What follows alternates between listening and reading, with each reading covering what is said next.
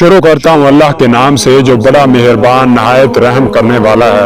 حضرت امیر المومنین علی علیہ السلام سے روایت ہے کہ لوگوں نے حضرت رسول خدا صلی اللہ علیہ وسلم سے دریافت کیا کہ اللہ تعالیٰ نے کتے کو کس چیز سے پیدا کیا؟ فرمایا شیطان کے آبِ دہن سے۔ پوچھا کس طرح؟ فرمایا کہ اللہ تعالیٰ نے آدم و حوا کو جب زمین پر بھیجا وہ کانپتے ہوئے دو چوزوں کی طرح پڑے تھے تو ابلیس ملعون درندوں کے پاس دوڑا جو حضرت آدم علیہ السلام سے پہلے زمین پر موجود تھے، اور شیطان نے کہا کہ دو مرغ آسمان سے زمین پر گرے ہیں جن سے بڑے مرغ کسی نے نہیں دیکھے، چل کر ان کو کھاؤ۔ درندے اس کے ساتھ دوڑے۔ ابلیس لعین ان کو تحریض کرتا تھا اور آواز دیتا جاتا تھا اور کہتا تھا کہ فاصلہ کم ہے، اب قریب پہنچ گئے۔ اس نرمی کے ساتھ گفتگو میں اس کا آب دہن یعنی کہ اس کے منہ سے جو پانی نکلا تھا وہ زمین پر گرا۔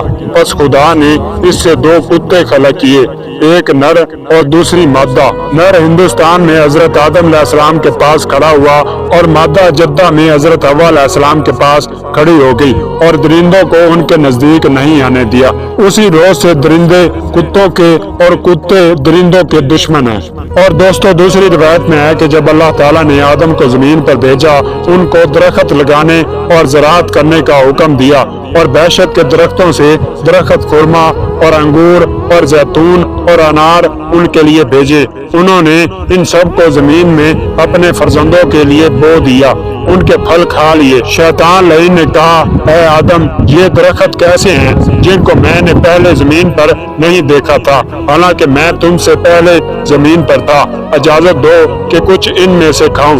حضرت آدم علیہ السلام نے انکار کیا اور اس کو ڈانٹا۔ پھر وہ حضرت آدم علیہ السلام کے آخر وقت حوا کے پاس آیا اور کہا کہ مجھے بھوک اور پیاس کے سبب سے سخت اذیت ہے۔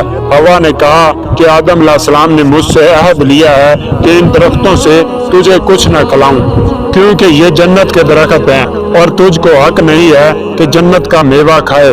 اس نے کہا کہ ذرا سا میری ہتھیلی پر ڈال دو۔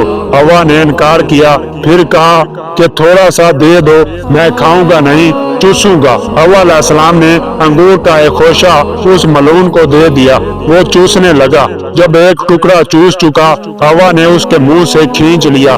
خدا نے آدم کو وحی کی کہ انگور کو میرے اور تمہارے دشمن ابلیس ملعون نے چوسا ہے، لہذا اس کا شیرہ جو شراب ہو جائے تم پر حرام ہو گیا۔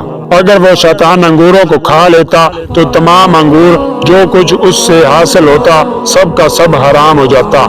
اسی طرح اس نے حوا کو فریب دے کر خرما لے کر چوسا۔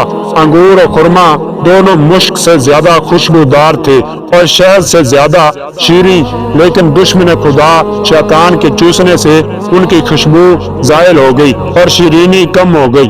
حضرت امام صادق علیہ السلام نے فرمایا کہ وفات آدم علیہ السلام کے بعد ابلیس ملعون نے درخت خرما اور درخت انگور کی جڑوں میں پیشاب کیا اور پانی ان کی جڑوں میں اس کے پیشاب کے ساتھ مل کر جاری ہوا۔ اسی سبب سے ان درختوں کی شراب بدبودار اور مست کرنے والی ہوتی ہے، لہذا خدا نے فرزندان آدم پر ہر مست کرنے والی چیز کو حرام قرار دیا۔